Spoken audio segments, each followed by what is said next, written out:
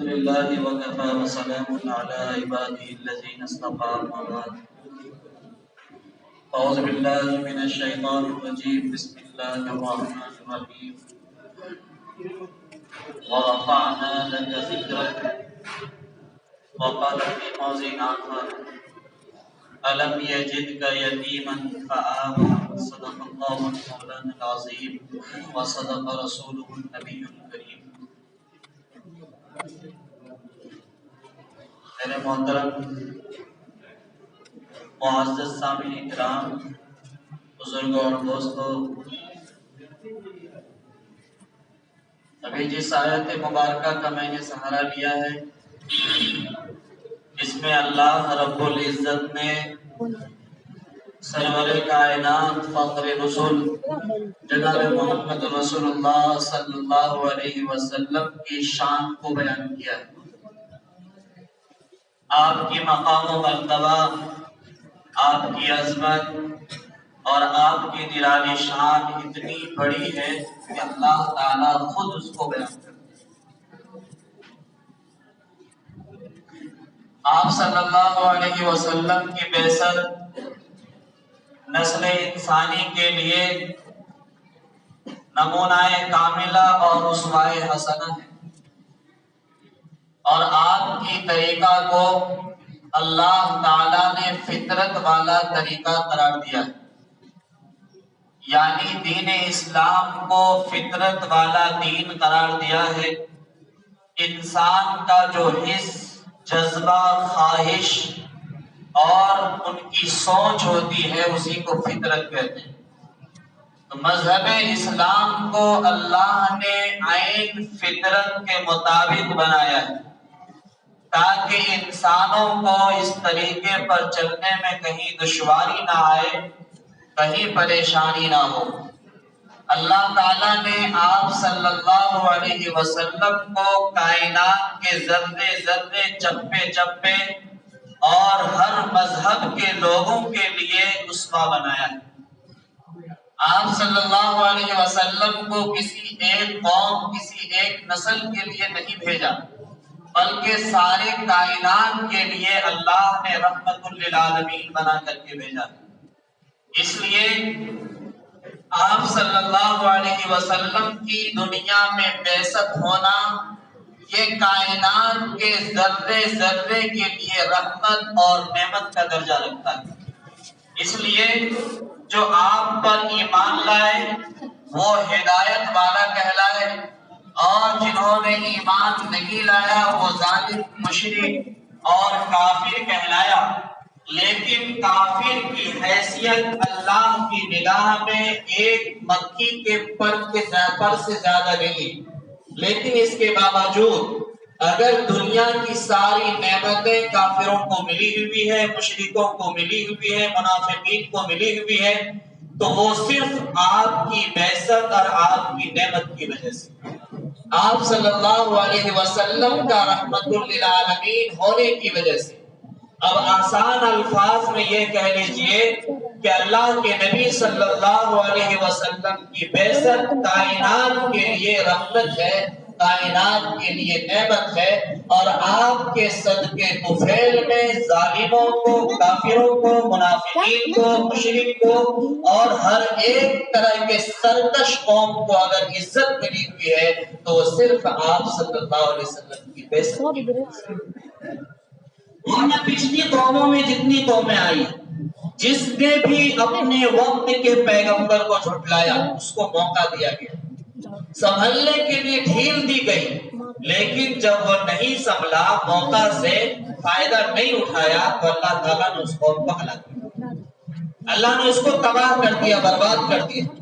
حضرت نوح علیہ السلام سے لے کر حضرت عیسیٰ علیہ السلام کے زمانے تک تاریخ گواہ ہے، قرآن کی آیتوں میں یہ الفاظ لکھے گئے، قرآن اس کا حوالہ دیتا ہے، اس کا ثبوت دیتا ہے، دلیل اس کا قرآن میں موجود ہے۔ بہرحال جب یہ بات سمجھ میں آ گئی کہ نسل انسانی کے لیے آپ کی بعثت، آپ کی وجود رحمت ہے، نعمت ہے، تو اب کوئی انسان اگر حضور اکرم صلی اللہ علیہ وسلم کی مخالفت کریں، آپ صلی اللہ علیہ وسلم کی شان میں گستاخی کریں، آپ صلی اللہ علیہ وسلم کے طریقے پر نہ چلے، تو یاد رکھے اس سے نبی کو کوئی نقصان پہنچنے والا نہیں۔ یہ خود ان کی محرومی کی دلیل ہے، یہ خود ان کی تباہی اور بربادی کی دلیل ہے۔ جیسا کہ فرانس کا صدر نے گستاخانہ خاکوں کو اشاعت کرنے کی، ترویج کرنے کی بات کہی اور اس کا اعلان کیا، تو اظہار رائے کی اجازت ہر انسان کو جمہوری طور پر دیا گیا ہے۔ نبی کی تاریخ کو بیان کر سکتا ہے، نبی کی سیرت کو بیان کر سکتا ہے، قرآن کو بیان کر سکتا ہے، لیکن نبی کی ذات میں گستاخی کرنا، نبی کی شان میں گستاخی کرنا، اس کو ایک بھی مسلمان کبھی برداشت نہیں کرے گا۔ اس چیز کو ایک بھی مسلمان کبھی برداشت نہیں کرے گا۔ لہذا گستاخی نبی کے شان میں ہو، صحابہ کے شان میں ہو، یہ خود ان کی محرومی کی دلیل ہے اور اس کے اوپر ہزاروں لاکھوں لعنتیں۔ میرے بھائیوں، اللہ کے نبی صلی اللہ علیہ وسلم دنیا میں مبعوث نہیں ہوئے۔ دنیا کا ماحول بد سے بدتر تھا۔ دنیا کے اندر کسی بھی چیز کے اندر ضابطہ، اصول، قانون نام کا چیز نہیں تھا۔ ہر ایک چیز بے ضابطگی سے چل رہی تھی۔ سرکار چلانے، ملک چلانے کا کوئی قانون نہیں تھا، اور نوکری کرنے والے کو نوکری مزدوری نہیں دی جاتی تھی، اور جیتا جاگتا انسانوں کو غلام اور باندھی بنایا جاتا تھا، اور عورتوں کو اتنا ذلیل سمجھتا تھا، اتنا ذلیل سمجھتا تھا، نہ اس کے سامنے بیوی کی عزت تھی، نہ ماں کی عزت تھی، نہ بہن کی عزت تھی، نہ بیٹی کی عزت تھی، کسی کی بھی عزت نہیں تھی۔ مختلف جگہ پر عورتوں کو بازار کی نمائش بنایا جاتا تھا۔ جس زمانے کو اللہ تعالیٰ نے قرآن کے اندر فرمایا ہے زمانہ جاہلیت، آج بے پردہ ہو کر روڈوں پر چلے، سڑکوں پر چلے، بازاروں میں عورتیں گھومیں، تو آج کے ترقی یافتہ دور میں لوگ کہتے ہیں کہ یہ فیشن یافتہ ہے، یہ ماڈرن زمانہ ہے۔ جس زمانے کو آج کی ترقی یافتہ لوگ ماڈرن کہہ رہی ہے، اللہ تعالیٰ اس زمانے کو، ایسے لوگوں کو زمانہ جاہلیت کہتے ہیں۔ زمانہ جاہلیت اس وجہ سے کہ زمانہ جاہلیت میں عورتوں کا کوئی عزت، کوئی وقار نہیں تھا، کوئی مقام نہیں تھا۔ عورت جب ماہواری کے ایام میں آتی تھی تو ان کو جنگلوں میں جا کر باندھ دیا جاتا تھا، اپنے گھر کے احاطے سے نکال دیا جاتا تھا۔ اور مصر کی یہ تاریخ ہے کہ نوخیز لڑکیوں کو بناؤ سنگار کر کے دریائے نیل کے نام سے حوالے کر دیا کرتے تھے۔ اور پھر روم، قیصر و کسریٰ کی یہ عادت بن گئی تھی کہ وہاں بڑے بڑے مارکیٹ لگتے تھے، اس میں عورتوں کو لایا جاتا تھا، بیٹیوں کو لایا جاتا تھا، بہنوں کو لایا جاتا تھا، ماؤں کو لایا جاتا تھا، اور ان کی عزتوں کی سودا بازی ہوتی تھی۔ ایسے پرآشوب اور ناگفتہ دور میں جب انسانیت صحیح زندگی جینے کے لیے سسک رہی تھی، انسان کے لیے زندگی ایک ماتم خنا بن چکا تھا، اور انسان حیوان سے بھی بدتر زندگی گزار رہا تھا، اللہ تعالیٰ نے اس دنیا کے اوپر شفقت اور مہربانی کی نظر ڈالی، اور سب سے آخری نبی جناب محمد رسول اللہ صلی اللہ علیہ وسلم کو اس دنیا میں مبعوث فرمایا۔ آپ صلی اللہ علیہ وسلم دنیا میں آئے تو سب سے پہلے اللہ تعالیٰ نے حضور اکرم صلی اللہ علیہ وسلم کو یہ حکم دیا، وَإِذَا الْمَوْءُودَةُ سُئِلَتْ بِأَيِّ ذَنبٍ قُتِلَتْ، جب لڑکیوں کو زندہ درگور کیا جاتا تھا، جب بیٹی کی خبر سنتا تھا تو بادشاہ ایک میٹنگ بلاتا تھا، اور میٹنگ بلانے کے بعد اپنے جاسوسوں کو، اپنے فوجوں کو بھیجتا تھا، اور جا کر کے ان کے بیٹی کو ماں کے سامنے سے کھینچ کر لایا جاتا تھا، اور گڈھا کھود کر کے تڑپتی ہوئی ماں کے سامنے میں اس کو درگور کر دیا جاتا تھا، اور نبی جنگل کے اندر ایک طرح کی خوشی کا ماحول بناتا تھا، اور وہاں جا کر بادشاہ اوپر تخت پر بیٹھا رہتا تھا اور انسان ان کے تخت کو کندھے پر سوار کر کے لے کے جاتے تھے اور پیچھے سے ڈھول تاسا اور ہر طرح کے میوزک کے سامان بجتے تھے اور گانا گاتے ہوئے اور لڑکیوں کو نچاتے ہوئے لے کر جاتے تھے. ان کے باپ کو بھی وہاں بلایا جاتا تھا اور اس کے بعد باپ کو کہا جاتا تھا اپنی بیٹی کا ہاتھ کھینچ کر کے اس گڈھا میں ڈال دو. گڈھا میں ان کو ڈال دیا جاتا تھا اور اوپر سے مٹی ڈال دیا جاتا تھا. بیٹی تڑپتی رہتی تھی، اپنی جان کی آخری نذرانہ پیش کر دیتی تھی، لیکن کسی سماج میں کسی کو رحم نہیں آتا تھا. اتنا گندا سماج ہو چکا تھا، اتنی بری عادت عربوں کی ہو چکی تھی. لیکن اللہ تعالیٰ نے قرآن کے اندر فرمایا وَإِذَا الْمَوْءُودَةُ سُئِلَتْ بِأَيِّ ذَنبٍ قُتِلَتْ. جس دن اللہ تعالیٰ سوال کریں گے یعنی قیامت کے دن، اے لڑکیوں کس جرم کی وجہ سے تمہیں قتل کیا جاتا تھا، کس گناہ کی وجہ سے تمہیں زندہ مٹی کے اندر دفن کیا جاتا تھا. اس دن اے انسانوں اللہ کو تم کیا جواب دو گے؟ عربوں نے اس سماج کو ختم کیا، اس عادت کو ختم کیا اور دوسرے طریقے پر آئے. عربوں نے اپنی بیٹیوں کو، اپنی ماں کو، اپنے بہنوں کو عزت دینا شروع کیا. پھر غلامی کا دور.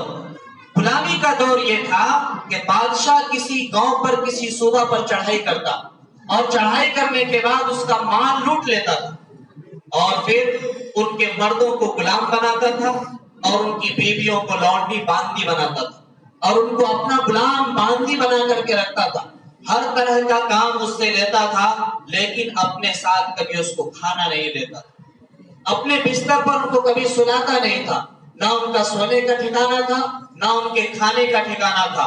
سسک سسک کر پل بلا کر کے وہ زندگی گزارتا تھا، چاہے وہ غلام ہو چاہے وہ باندی ہو.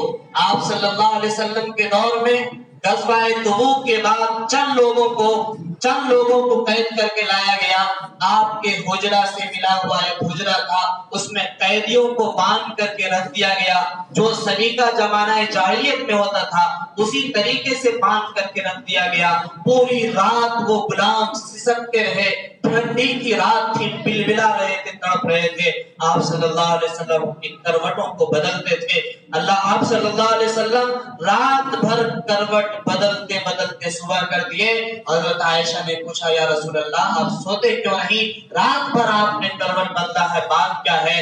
آپ نے فرمایا کہ غلاموں کو بڑی تکلیف ہوئی ہے، اس کی تکلیف نے مجھے سونے نہیں دیا.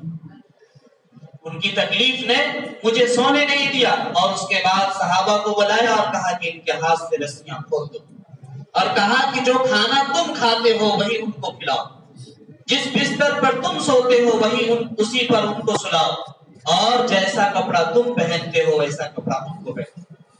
ایک غلام کو اور ایک لونڈی باندی کو بھی حیثیت اگر کسی نے مسکرانے کا دیا ہے، اگر ان کو آزادی کا تحفہ کسی نے نصیب کیا ہے تو وہ مذہب اسلام ہے، وہ آپ صلی اللہ علیہ وسلم کی ذات گرامی ہے. جب عورت بیوہ ہو جاتی، شادی کے 4 دن کے بعد شوہر مر جاتا تو اس بیوہ عورت کو آگ کے حوالے کر دیا جاتا، ان کو جلا دیا جاتا، یا یہ کہ قوم سماج سے دور ان کو ہٹا دیا جاتا. در در کی ٹھوکریں وہ کھاتی رہتی تھی، ان کا کوئی سماج کے اندر عزت نہیں تھی، کوئی وقار نہیں تھا. آپ صلی اللہ علیہ وسلم نے 9 بیوہ عورتوں سے شادی کیا، 9 بیوہ عورتوں سے شادی کیا. جس سماج میں بیوہ کے سروں پر کوئی ہاتھ رکھنے والا نہیں تھا، جس سماج میں بیوہ کو گھروں سے باہر کر دیا جاتا تھا، جس سماج میں بیوہ کو جلا دیا جاتا تھا، اس سماج میں اللہ کے نبی نے 9 بیوہ عورتوں سے شادی کر کے ازواجہن امہاتہم، اللہ تعالیٰ نے فرمایا کہ نبی کی بیوی تمہاری ماں ہے، یعنی قوم کی ماں ہے. نبی کی جو بیویاں ہیں وہ اس امت کی ماں ہے.